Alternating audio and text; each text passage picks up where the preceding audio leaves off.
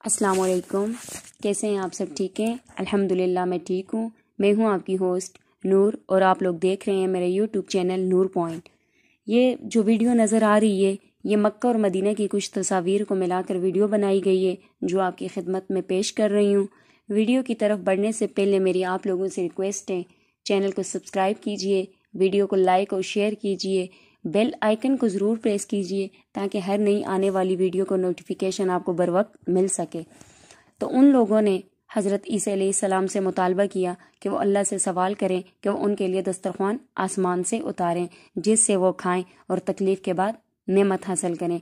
उन्होंने अपने सवाल में अदब के एहतराम इख्तियार न किया बल्कि उन्होंने कहा, क्या तुम्हारा रब ताकत रखता है कि हम पर आसमान से दस्तरखान उतारे?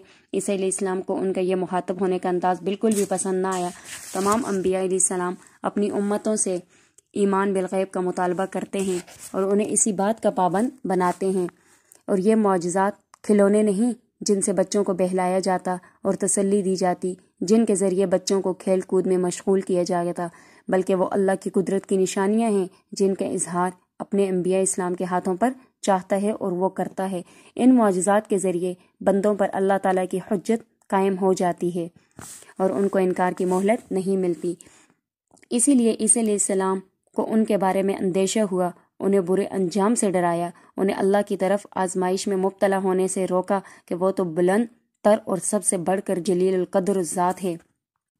लेकिन वो लोग अपने सवाल पर अड़े रहे। उन्होंने कहा वो ये सवाल करने में संजीदा हैं, किसी को आजमाने का इरादा नहीं रखते, वो तो सिर्फ अपने दिल का इत्मीनान चाहते हैं ताकि आने वाली नस्लों के लिए यादगार बन जाए और एक ऐसी दास्तान हो जिससे ज़माना बीत जाने के बावजूद बयान किया जाए, जो इस दीन की सच्चाई की दलील और सच्चे और पहले मोमिनों की कदर व मंजिलत हो।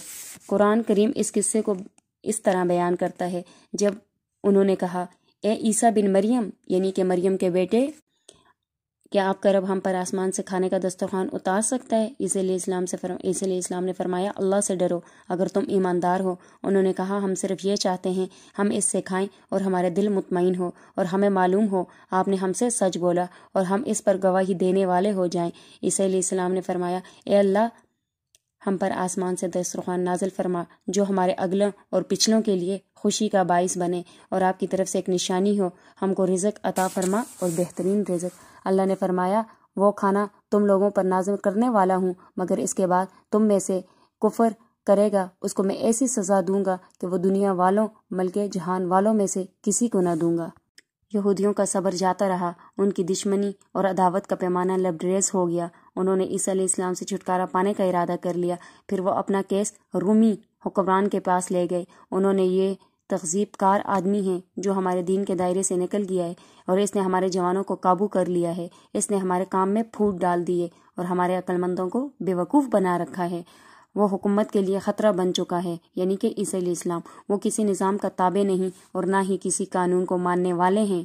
वो किसी बड़ी तंजीम का नहीं, ना ही किसी कदीम मुकद्दस को मानता है। वो एक बागी है, नाउज़ बिल्लाह, एक चिंगारी है, इसको छोटा ना समझा जाए, वो आग लगाने के लिए काफ़ी है। यानी कि वो लोग डर गए थे ईसा अलैहिस्सलाम से, उनकी गुफ्तगू चालबाजी से भरी हुई थी। उनकी ये साजिश थी यहूद के दीनी मामलात में मदखलत ना की जाए, इसीलिए उन्होंने बात को सियासी रंग दे दिया। अजनबी मुशरिक हुक्मरानों के लिए बात की तह तक पहुंचना दुशवार था। वो ईसा अलैहिस्सलाम से उनकी अदावत और यहूद के अगराज को जान सकें। वो अपने इंतज़ामी अमूर में लगे हुए थे, लेकिन यहूद का सब्र बहुत बढ़ गया। इन्होंने तूल पकड़ा तो उन्होंने इस मामले से छुटकारा पाने का इरादा बन किया जो शहर भर की गुफ्तगू बन चुका था। यानी कि ईसा अलैहिस्सलाम अपने दीन पर पाबंद रहे तो वो लोग इस चीज़ को बुरा समझने लगे। वो कहते थे कि ईसा अलैहिस्सलाम अपने दीन से बाज आ जाएंगे, लेकिन जब उन्होंने इस चीज़ को न छोड़ा तो उन्होंने छुटकारा पाने का इरादा कर लिया और शहर भर में ये गुफ्तगू जारी हो गई कि इसका क्या किया जाए। जुम्मे का दिन था, असर के बाद हफ्ते की शाम का वक्त। यहूद हफ्ते के रोज़ कुछ भी काम नहीं करते, उनकी छुट्टी बिल्कुल काम न करने का दिन था। वो तमाम तर इस लालच में मुब्तला थे कि جمعے کے دن غروب آفتاب سے پہلے حکم صادر ہو جائے اور وہ عیسیٰ علیہ السلام سے آرام پائیں اور اطمینان قلب سے سوئیں، خوش دلی سے صبح کریں، انہیں کوئی پریشانی نہ ہو۔ حاکم اس وقت معاملے میں تنگ پڑ چکا تھا، اس میں کوئی دلچسپی نہ تھی اور نہ ہی اس کی رعایا کی کوئی مصلحت تھی۔ یہودی حکم سننے کے لیے جمع ہو گئے، چیخ و پکار کرنے لگے، ڈرانے دمکانے کا روپ دکھا چکے تھے۔ حاکم وقت تنگ آ چکا، وقت مختصر تھا، سورج غروب ہونے والا تھا۔ اس نے عیسیٰ علیہ السلام کو سولی پر چڑھا کر قتل کرنے کا فیصلہ سنایا۔ زمانے میں فوج کے قانون کے مطابق ضروری تھا جس کے بارے میں پھانسی کا حکم ہو اس پر واجب تھا کہ وہ اپنی سلپ یعنی کہ جو پھانسی جس پر دی جاتی ہے اس کو خود اٹھا کر لائے جس پر اسے پھانسی دی جائے، اور پھانسی کی جگہ دور تھی جیسا کہ تہذیب یافتہ ممالکوں میں رواج ہے، اور لوگ زیادہ تھے اور ایک دوسرے پر گر رہے تھے۔ پولیس والے اکثر اجنبی تھے جو اس کام پر مامور تھے، انہیں اس کیس میں کوئی دلچسپی نہ تھی۔ اسرائیل ان کے نزدیک ایک دوسرے سے ملتے جلتے تھے، اس معاملے میں وہ الجھ گئے اور ان کے درمیان تمیز نہیں کر پاتے، جیسا کہ اجنبیوں کی حالت اجنبیوں کی نظر میں ہوتی ہے۔ شام کا وقت تھا، اندھیرا چھا گیا۔ بعض یہودی غیرت مند بے وقوف عیسیٰ علیہ السلام پر جھپٹ پڑے، انہیں برا بلا کہتے، انہیں آر دلا رہے تھے اور ان کو تکلیف دینا اور توہین کرنا چاہتے تھے۔ عیسیٰ علیہ السلام بہت تھکے ہوئے تھے، انہیں مشقت نے تھکا دیا اور عدالت میں کھڑا ہونے اور تکلیف برداشت کرنے نے انہیں تھکا دیا، اور وہ سلیب یعنی جس پر پھانسی دی جاتی ہے وہ بھاری تھی، انہیں اس کے اٹھانے کا پابند کر دیا، وہ تیز نہیں چل سکتے تھے۔ یہاں ایک متعلقہ سپاہی نے ایک اسرائیلی کو حکم دیا کہ وہ لکڑی اٹھا کر لائے۔